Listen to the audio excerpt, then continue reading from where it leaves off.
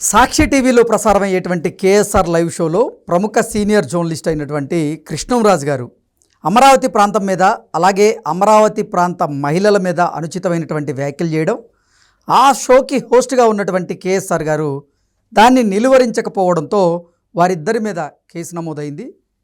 నిన్న కేఎస్ఆర్ గారి అరెస్టు తర్వాత వైఎస్ఆర్సీపీకి చెందినటువంటి నేతలు అందరూ కూడా వరుస ప్రెస్ మీట్లు పెడుతూ ఉన్నారు. ఆ అరెస్టులను ఖండిస్తూ ఉన్నారు. అయితే సజ్జల రామకృష్ణారెడ్డి ఆ అరెస్ట్ను ఉద్దేశించి అది అక్రమ అరెస్ట్ అని, ఆంధ్రప్రదేశ్లో కూటమి ప్రభుత్వం కక్షపూరితంగా వ్యవహరిస్తుందని, అందులో భాగంగానే కేఎస్ఆర్ గారిని అరెస్ట్ చేసిందంటూ ఆయన మాట్లాడుతూనే ఈ అంశం మీద ఎవరైతే నిరసనలు తెలియజేస్తూ ఉన్నారో వారంతా రాక్షసులని, శంకర తెగకు చెందినవారు అంటూ వివాదాస్పద వ్యాఖ్యలు చేయడం, ఆ వ్యాఖ్యలను ఉద్దేశించి రఘురామకృష్ణరాజు గారు సజ్జల రామకృష్ణారెడ్డి గారి మీద కేసు పెట్టడం, ఇవన్నీ మనం చూస్తూ ఉన్నాం. అసలు వైఎస్ఆర్సీపీలో ఏం జరుగుతోంది, ఎందుకు వారు ఒకరి తరువాత ఒకరు మహిళల్ని అసలు అగౌరవపరిచేలాగా మాట్లాడుతున్నారు, ఎందుకు అసలు వైఎస్ఆర్సీపీకి పరిస్థితి వచ్చిందనేది మనం పూర్తి స్థాయిలో ఒకసారి విశ్లేషణ చేసుకునేటువంటి ప్రయత్నం చేద్దాం. ప్రస్తుతం జనసేన పార్టీ రాష్ట్ర అధికార ప్రతినిధి శ్రీనివాస్ గారు మనతో ఉన్నారు, వారితో మాట్లాడదాం. సార్ నమస్తే. సార్ నమస్తే సార్, నిన్న కేఎస్ఆర్ గారి అరెస్ట్ జరిగింది. ఆయన అరెస్ట్ను ఖండిస్తూ వైకాపా నాయకులు చాలామంది బయటకు వచ్చి ప్రెస్ మీట్లు పెట్టారు. సజ్జల రామకృష్ణారెడ్డి కూడా ప్రెస్ మీట్ పెట్టారు. ఆయన అరెస్ట్ను ఖండించి తరువాత ఆయన కూడా మహిళల మీద, ఈ నిరసనలు తెలియజేస్తున్న వారి మీద వివాదాస్పదమైనటువంటి వ్యాఖ్యలు చేశారు. నిరసన తెలియజేస్తున్న వారందరూ కూడా రాక్షసులు, శంకర తెగకు చెందిన వాళ్ళు అంటూ ఆయన వివాదాస్పద వ్యాఖ్యలు చేసిన నేపథ్యంలో ఆయన మీద రఘురామకృష్ణరాజు గారు కేసు నమోదు చేయించారు. ఏంటి సార్ అసలు ఏం జరుగుతుంది వైఎస్ఆర్సీపీలో? ఏం జరుగుతుందంటే కృష్ణ గారు, సరే ఆ రోజు ఆ డిబేట్లో జరిగినటువంటి వ్యాఖ్యల మీద రాష్ట్రంలోని మహిళా లోకం అంతా కూడా ఆగ్రహం వ్యక్తం చేయడం, ప్రజాస్వామ్య యుద్ధంగానే నిరసన తెలియజేయడం జరిగింది. మామూలుగా దిష్టి బొమ్మలు తగలేస్తారో లేకపోతే నా ఫొటోస్ని కొడతా ఉంటారో, గతంలో పేడ కడిచి కొట్టేవారు, రకరకాల కార్యక్రమాలు జరిగినాయి. అది వాళ్ళ హయాంలో కూడా చేశారు. వాళ్ళ చంద్రబాబు గారిని, పవన్ కళ్యాణ్ గారిని, లోకేష్ గారిని చిత్రపటాల మీద చెప్పులు తీసి కొట్టించడం లాంటి కార్యక్రమాలు అప్పట్లో చేశారు. సిద్ధం అనే కార్యక్రమాలు పెట్టి, అంటే మర్చిపోయి ఉంటాడు సజ్జల రామకృష్ణారెడ్డి గారు కూడా మర్చిపోయారు. సరే, అరెస్ట్ జరిగిన తర్వాత సజ్జల రామకృష్ణారెడ్డి గారితో పాటు చాలామంది, ఆయన కూడా జర్నలిస్టే, సజ్జల గారు కూడా ఆ ఫ్యామిలీ నుంచి వచ్చిన వ్యక్తే. అంటే పాత్రికేయుల గొంతులు నొక్కుతారా అని ఒకళ్ళు, కొంతమంది ఆయన వయసు 70 సంవత్సరాల వృద్ధుణ్ణి, జగన్మోహన్ రెడ్డి గారు అన్నమాట 70 సంవత్సరాల వృద్ధుని ఈ విధంగా అరెస్ట్ చేస్తారా అనేటువంటి వ్యాఖ్యలు చేసుకుంటూ వచ్చారు. సరే, అసలు వ్యాఖ్యలు చేసినటువంటి కృష్ణరాజు గారు ఏమో పరారీలో ఉన్నాడు. ఆయన ఎక్కడ క్షమాపణ చెప్పకపోగా సమర్థించుకుని, నేను అమరావతి ప్రాంత మహిళల్ని ఏమీ అనలేదు, ఆ చుట్టుపక్కల ప్రాంతంలో జరుగుతున్నటువంటి కార్యక్రమాన్ని కేంద్ర ప్రభుత్వం ఇచ్చే నివేదిక ఆధారంగా మాట్లాడానని చెప్పేసి ఆయన మాట్లాడాడు ఆయన కృష్ణరాజు గారు. సరే, ఈ రోజున మరి అతని దగ్గర ఆధారాలు ఉంటే కోర్టుకు సమర్పించాలిగా, మరి ఎందుకు పారిపోయి దాక్కున్నాడు? సరే, అతను ఎలాగ అరెస్ట్ చేస్తారో తీసుకొస్తారో అది వేరే విషయం. కొమ్మినేని గారిని ఎందుకు అరెస్ట్ చేశారు? ఆ రోజు వ్యాఖ్యలు చేసినప్పుడు ఎవరైనా సరే ఇమ్మీడియట్గా ఖండించి, నా డిబేట్లో ఇటువంటి వ్యాఖ్యలు అసభ్యకరంగా ఎవరు కూడా మాట్లాడినా నేను ఒప్పుకోను, మీరు ఆ వ్యాఖ్యలు ఉపసంహరించుకోండి అనేటువంటి ఏదైనా చేసుంటే గౌరవం పెరిగేది. అది చేయకపోగా చిలక పలుకులను సన్నాయి నొక్కులు నొక్కాడైనా, దానికి సమాధానం చెప్పుకోవాలి ఇక్కడ. సరే, ఈ రోజున వయస్సు గుర్తుకు వస్తుంది, లేకపోతే పాత్రికేయ విలువలు గుర్తుకు వస్తున్నాయి. సజ్జల గారిని తర్వాత చెప్పుకోవచ్చులే, మాట్లాడుతున్నాను నేను అంటుంది. గత 5 సంవత్సరాల్లో చంద్రబాబు గారిని ఎలా అరెస్ట్ చేశారండి?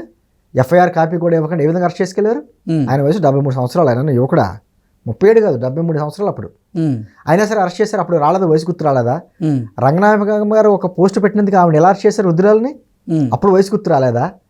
అంకబాబు గారు కూడా జర్నలిస్టే, ఆయన వృద్ధుడే, 70 సంవత్సరాలు వృద్ధుడే, ఆయన ఏ విధంగా అరెస్ట్ చేశారు? ఆ రోజు వయసు గుర్తు రాలేదా?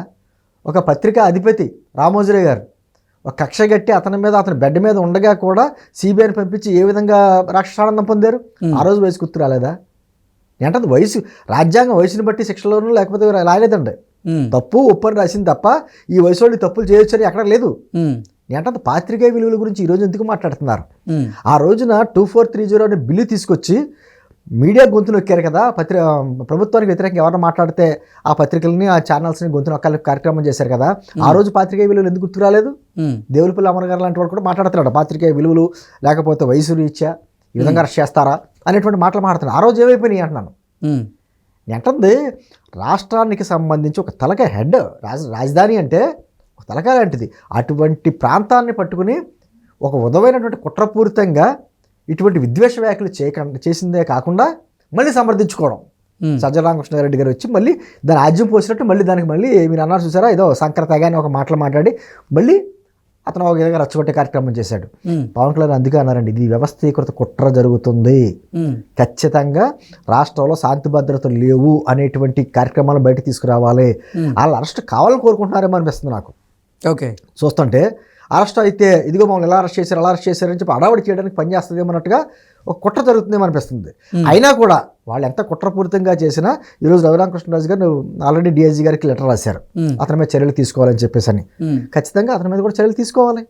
ఎందుకంటే వదిలేసామనుకోండి, ఇది ఏదో భావ ప్రకటన స్వేచ్ఛ, పత్రికా స్వేచ్ఛ, ఇటువంటి పాత్రిక విలువలు అని మనం వదిలేస్తే ఏమవుద్దంటే రేపు పొద్దున ప్రతి కూడా అదే మాట్లాడతాడు.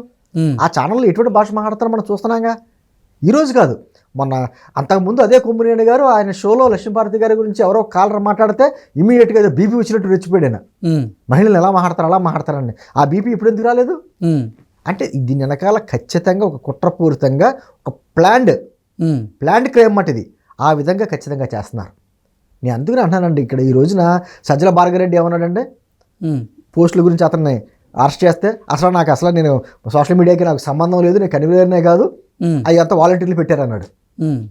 అంటే చాలా విచిత్రంగా ఉంటుంది వాళ్ళ వాదనలు అంతా. అంటే ఏం లేదండి, వీళ్ళంతా కూడా అమరావతి ప్రాంతం ఇప్పుడు అభివృద్ధి చెందుతుంది, రాష్ట్రానికి పెట్టుబడులు వస్తున్నాయి, కానీ ఖచ్చితంగా జరగకూడదు, పెట్టుబడులు రాకూడదు, పారిశ్రామికవేత్తలు ఇక్కడ శాంతి భద్రతలు లేవని పారిపోవాలి. ఆల్రెడీ అమరావతి మీద ఏమో లెటర్లు రాసి నిధులు రాకుండా చేయడానికి ప్రయత్నం చేశారు, అది కుదరలేదు. నేను అదే ఎందుకంటాను, పదే అంటాను, అమరావతి మీద కులం కుట్ర రెండు జరుగుతున్నాయి అంటాను. కులం ముద్ర వేసి రకరకాలుగా చేశారు, కుదరలేదు పాపం, ప్రజలు తన్ని తగిలేశారు. ఇప్పుడు కలం కుట్ర ఎవరైతే కొంతమందికి ముసుగులేసి వాళ్ళని ఒక జర్నలిస్టుల కింద ఎనలిస్టుల కింద రకరకాలైనటువంటి ఒక సోషల్ మీడియాలో కావచ్చు, లేకపోతే కొన్ని ఛానల్స్లో కావచ్చు, వాళ్ళకి సంబంధించిన ఛానల్లో ఒక బురద జల్లే కార్యక్రమం ఒక ప్లాన్డ్గా చేస్తున్నాడు జగన్మోహన్ రెడ్డి. ఖచ్చితంగా జగన్మోహన్ రెడ్డి వాళ్ళ పార్టీ కుట్ర ఖచ్చితంగా ఉంది వెనకాల. పార్టీకి సంబంధం ఏంటి, ఆ ఛానల్కి సంబంధం ఏంటి అని మాట్లాడుతూ చిలకవలకు మాట్లాడతారు. పైగా వైసీపీ అధినేత జగన్మోహన్ రెడ్డి కూడా నిన్న కేసీఆర్ గారి అరెస్టు గురించి ఆయన స్పందించడం జరిగింది. కానీ ఆయన పెట్టినటువంటి ఈ పోస్ట్లో మాత్రం ఎక్కడ అసలు మహిళల గురించి ఆయన ప్రస్తావించిందే లేదు. అదే అంటున్నా, అంటుంది ఖచ్చితంగా అటువంటి భాషకి మేము వ్యతిరేకం, తప్పు ఎవరు చేసేదా తప్పే అనేటువంటి మాటలు. ఇప్పుడు మన ఛానల్స్లో యూట్యూబ్ ఛానల్లో చేబ్రోలు కిరణ్ ఎందుకు అరెస్ట్ చేశారండి? తెలుగుదేశం ప్రభుత్వం, కూటమి ప్రభుత్వం ఇమ్మీడియట్గా తీసుకెళ్ళి లోపలేసింది కదా, అరెస్ట్ చేసింది కదా, మరి ఎందుకు అలా చేయలేకపోతున్నారు? నేను అంటుంది ఖచ్చితంగా తప్పు ఎవరు చేసినా తప్పు అంటది. వయసుతో సంబంధం లేదు, సీనియారిటీతో సంబంధం లేదు.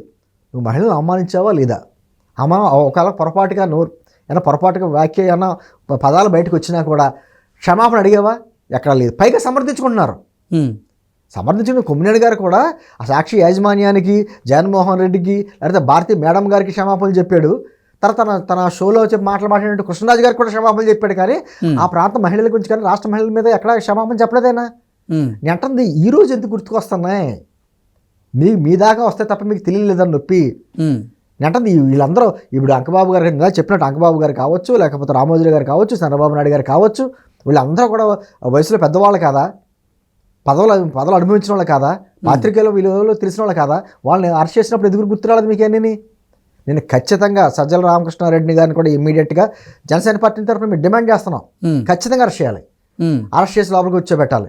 లేకపోతే వీడు గతంలో సకల శాఖ మంత్రిగా వ్యవహరించాను, నన్ను ఏమైనా చేయాలనుకుంటున్నాడా, లేకపోతే నన్ను కూడా అరెస్ట్ చేయాలని కోరుకుంటున్నాడు అతను వ్యక్తిగతంగాను. ఏది ఏమైనా మాత్రం ఖచ్చితంగా ఈ కుట్రలను ఇప్పుడే ఛేదించకపోతే రాష్ట్రానికి నష్టం, ప్రజాస్వామ్యానికి కూడా భారీ నష్టం జరుగుద్ది. Okay sir, thank you so much.